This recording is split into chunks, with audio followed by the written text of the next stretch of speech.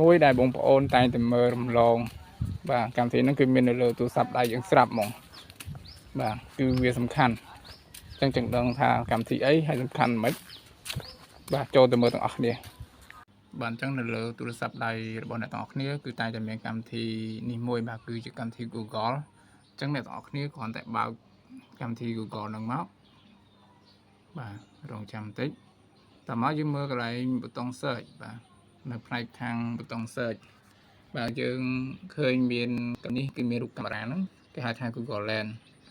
បាទអញ្ចឹង Google Lens នេះគឺជាកម្មវិធីមួយសម្រាប់យើង scan ស្វែងរក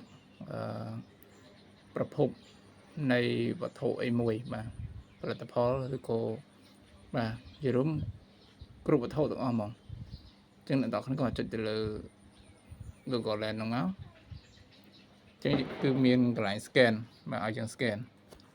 អញ្ចឹងអ្នកនរគ្នាគ្រាន់តែយើង scan ឥឡូវឧទាហរណ៍ខ្ញុំ scan ប្រភេទផ្កា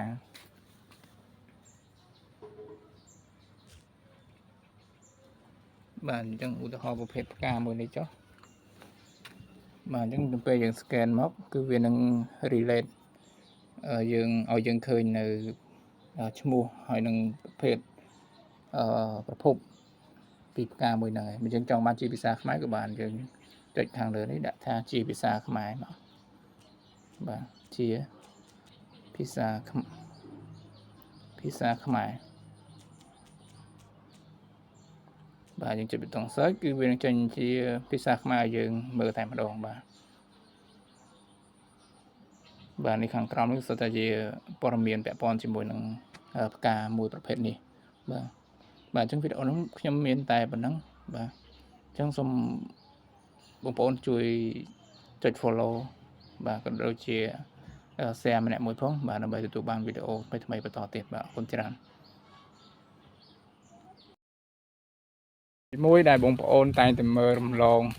បាទកម្មវិធីហ្នឹងគឺមាននៅលើទូរស័ព្ទដៃយើងស្រាប់ហ្មងបាទគឺវាសំខាន់អញ្ចឹងដឹងថាកម្មវិធីអីហើយសំខាន់មិនបាទចូលទៅមើលទាំងអស់គ្នាបាទអញ្ចឹងនៅលើទូរស័ព្ទដៃរបស់អ្នកទាំងអស់គ្នាគឺតែងតែមានកម្មវិធីនេះមួយបាទគឺជាកម្មវិធី Google អញ្ចឹងអ្នកទាំងអស់គ្នាគ្រាន់តែបើកកម្មវិធី Google ហ្នឹងមកបាទរងចាំបន្តិចតើមកយើងមើលកន្លែងប៊ូតុង search បាទនៅផ្នែកខាងប៊ូតុង search បាទយើងឃើញមាននេះគឺមានរូបកាមេរ៉ាហ្នឹងគេហៅថា Google Lens បាទអញ្ចឹង Google Lens នេះគឺជាកម្មវិធីមួយសម្រាប់យើង scan ស្វែងរកប្រភពនៃវត្ថុអីមួយបាទផលិតផលឬក៏បាទជារួម